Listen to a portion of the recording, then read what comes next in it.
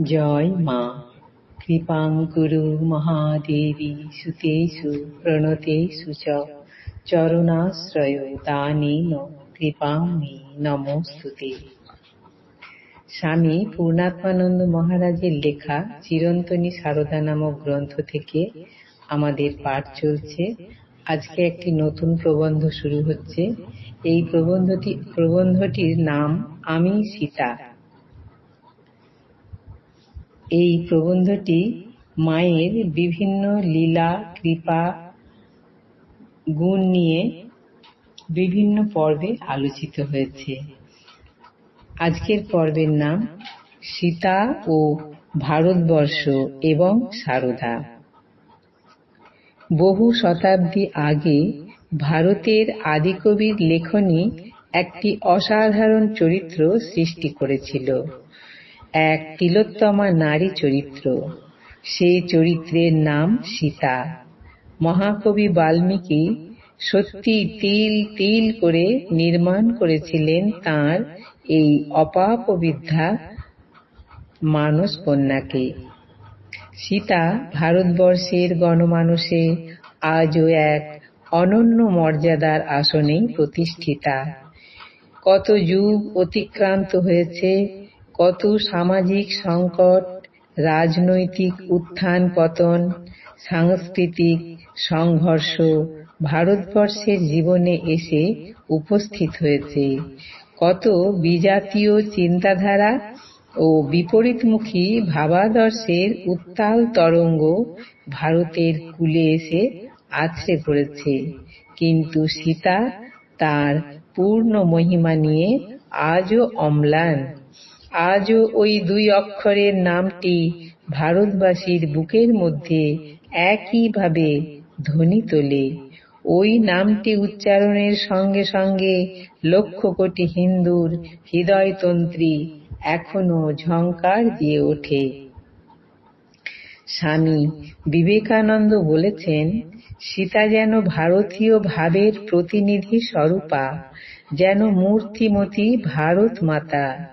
সীতা চরিত্রের আদর্শ যেমন সমগ্র ভারতে অনুস্যূত হইয়াছে, যেমন সমগ্র জাতির জীবনে সমগ্র জাতির অস্থিমজ্জায় প্রবেশ করিয়াছে, যেমন উহার প্রত্যেক শোণিতবিন্দুতে পর্যন্ত প্রবাহিত হইয়াছে, অন্য কোন পৌরাণিক উপাখ্যানে বর্ণিত চরিত্রের আদর্শ তেমন করে নাই।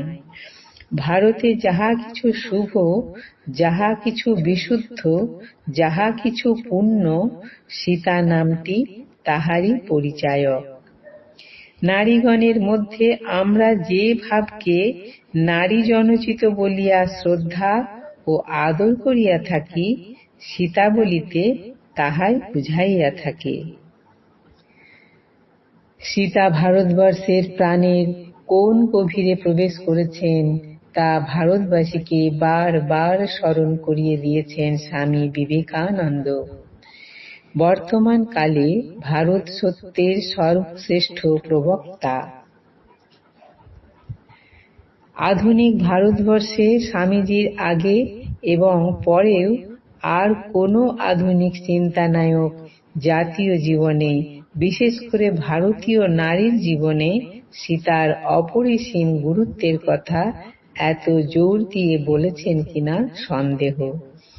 পাশ্চাত্য থেকে ফেরার পরে মাদ্রাজে প্রদত্ত ভারতীয় মহাপুরুষগণ সম্পর্কে তাঁর বিখ্যাত বক্তৃতায় স্বামীজি গভীর আবেগময় ভাষায় ভারতবর্ষের জীবন ও চেতনায় সীতার অবিনাশী প্রভাবের স্বরূপ বর্ণনা করেছেন।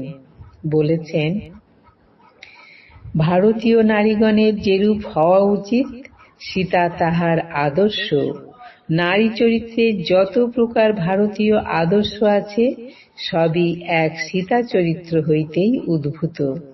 আর সমগ্র আর্যাবর্তে এই সহস্র সহস্র বৎসর যাবৎ তিনি আবাল বৃদ্ধ বনিতার পূজা পাইয়া আসিয়াছেন।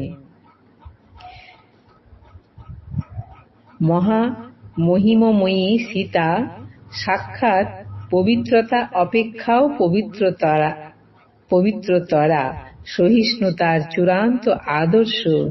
সীতা চিরকালই এই রূপ পূজা পাইবেন। যিনি বিন্দুমাত্র বিরক্তি প্রদর্শন না করিয়া এই মহা দুঃখের জীবনযাপন করিয়াছিলেন, সেই নিত্য সাধ্বী, নিত্য বিশুদ্ধ স্বভাবা আদর্শ পত্নী সীতা, সেই নরলোকের এমনকি দেবলোকের পর্যন্ত আদর্শ স্বরূপা মহিয়সী সীতা চিরদিনই আমাদের জাতীয় দেবতা রূপে বর্তমান থাকিবেন। আমাদের সব পুরাণ নষ্ট হইয়া যাইতে পারে, এমনকি আমাদের বেদ পর্যন্ত লোপ পাইতে পারে, আমাদের সংস্কৃত ভাষা পর্যন্ত চিরদিনের জন্য কালস্রোতে বিলুপ্ত হইতে পারে, কিন্তু অবহিত হইয়া শ্রবণ করো, যতদিন ভারতে অতি অমার্জিত গ্রাম্য ভাষাভাষী 5 জন হিন্দুও থাকিবে, ততদিন সীতার উপাখ্যান থাকিবে। আজ এই পর্যন্তই। জননীং শারদাং দেবীং রামকৃষ্ণং জগদ্গুরুং পাদপদ্মে তয়োঃ স্থিত্বা প্রণমামি মুহুর্মুহুঃ। জয় মা।